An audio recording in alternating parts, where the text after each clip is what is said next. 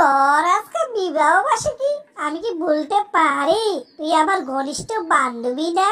চল চল বৈশা। বেটা, এটা লইয়া এত চিন্তা করার কি আছে?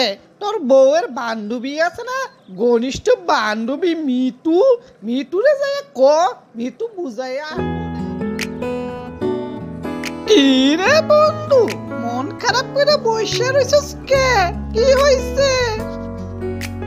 আর বলিস না, কি এক গানকে ইস্যু কইরা তোর বাবি বাপের বাড়ি চলে গেছে, বইলা গেছে আমি যাতে না যাই। এখন কিভাবে যে ফিরাই কোনো বুদ্ধি লাগতেছে না। আরে বেটা, এটা লইয়া এত চিন্তা করার কি আছে? তোর বউয়ের বান্ধবী আছে না, ঘনিষ্ঠ বান্ধবী মিতু। মিতুরে যায় ক, মিতু বুঝাইয়া আনবো না।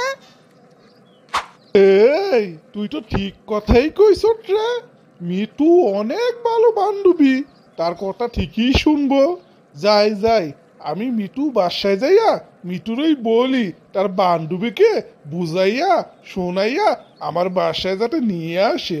যাই যাই। আরে মা, স্বামীর সাথে রাগ কইরা চইলাইয়া মন খারাপ করে থাকলে হইব? যা যা, কোনো বান্ধবীর বাসা থেকে বেড়ায় আয়, মনটা ভালো লাগবে না। মিতুগো বাসায় যা। মন খারাপের কথা কইও না তো। কিসের মন খারাপ? এই স্বামীর জন্য আমার আর মন খারাপ হইব না।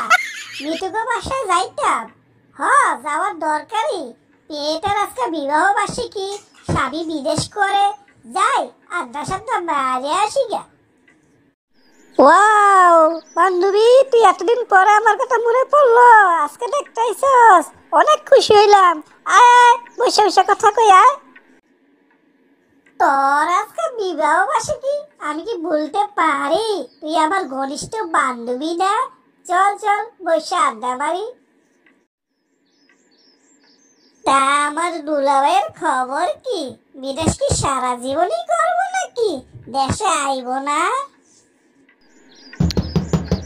বাইরে কে? দরজা খোলই, ভিতরে আসেন।